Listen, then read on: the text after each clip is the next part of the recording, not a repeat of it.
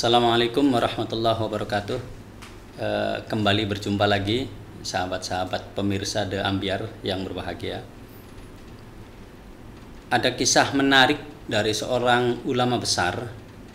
Beliau seorang ulama yang mufassir, ahli tafsir, ahli hadis, ahli fikih dan sebagainya. Termasuk ulama yang dikenal dengan kewiraiannya, warok atau kewiraiannya, sangat berhati-hati dalam menjalankan sesuatu yang sangat berhati-hati dalam menjalankan sesuatu. Beliau sangat menimbang dari sisi hukum fikihnya. Beliau adalah Al-Imam Ibnu Sirin. Beliau dikenal di masyarakat umum sebagai ulama yang ahli tafsir mimpi. Sebenarnya beliau ahli dalam segala banyak hal.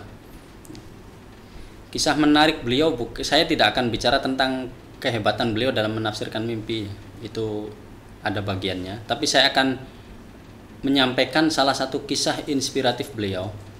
Beliau itu salah satu sisi kesibukannya adalah berdagang. Sebagai seorang pedagang biasa, beliau mengambil modal dulu, beli minyak untuk bisnisnya. Namun ketika minyak itu sudah sampai di tempat beliau dan dibuka ember-ember kiriman itu, salah satu embernya terdapat bangkai tikus. Salah satu dirijen lah mungkin di sini. Terdapat bangkai tikus. Imam Ibnu Sirin bingung, kaget, loh, berarti ini minyak najis. Anaknya termasuk sahabat-sahabatnya menyarankan bahwa ya sudah, yang dibuang yang ada tikusnya saja. Yang jerigen yang tidak ada tikusnya tidak perlu dibuang. Tapi Imam Ibnu Sirin khawatir, loh, bagaimana kalau ternyata bangkai tikus ini ada di gudang tong besarnya sebelum dimasukkan ke dalam jerigen, sehingga ternyata semua minyak ini najis dan tanpa sepengetahuan pemilik minyak masuk bangkai tikus itu ada di salah satu jerigen. Maka ini saya khawatir najis semua. Sementara kalau menjual najis itu haram, kata Imam Ibnu Sirin. Ada lagi sahabatnya menyarankan, ya kalau begitu kembalikan saja kepada pemilik minyak karena dia menjual sesuatu yang najis. Imam Ibnu Sirin tidak mau mengambil langkah itu. Lah iya, kalau pemilik minyak ini orang benar, kalau dia orang jahat, sudah tahu ada najis masih tetap dijual, saya yang mengetahuinya ikut berdosa. Saya tidak mau. Akhirnya karena kehati-hatian beliau, minyak itu beliau tumpahkan semuanya. Dan karena modal besar, dapat hutang, kemudian tidak jadi dijual, akhirnya beliau terlilit hutang sampai tidak bisa membayar. Kemudian singkat cerita beliau dipenjara karena ketidakmampuan membayarnya.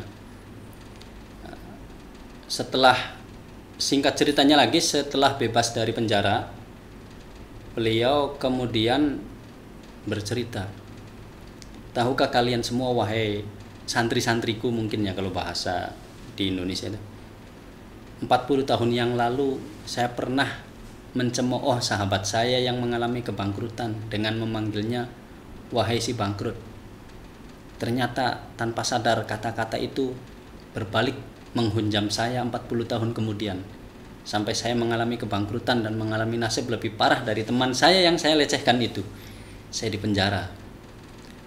Menurut kisah, beliau hutangnya dilunasi oleh ada yang bercerita anaknya, ada juga dilunasi oleh negara. Artinya beliau tetap hidup kembali tanpa menanggung hutang. Tapi beliau mengalami hal itu, mengalami kebangkrutan. Ternyata penyebabnya sepele, karena pernah melecehkan dengan bahasa yang guyon, sindiran terhadap temannya yang mengalami kebangkrutan dengan dipanggil hai si bangkrut. Lalu apa makna dari kisah ini? Jangan pernah melecehkan siapapun. Siapa tahu pelecehan kita itu akan kembali menjadi senjata yang menghunjam dan menghancurkan kita sendiri. Jangan-jangan yang kita lecehkan secara mental kuat, sehingga dilecehkan dengan kata-kata itu dia tidak masalah. Tapi ketika kondisi itu menimpa kita, mental kita tidak sekuat mereka, akan sungguh sangat menyedihkan dan menyakitkan tentunya.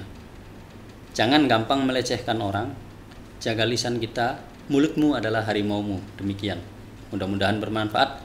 Wallahul muwaffiq ila aqwamit thoriq. Wassalamualaikum warahmatullahi wabarakatuh.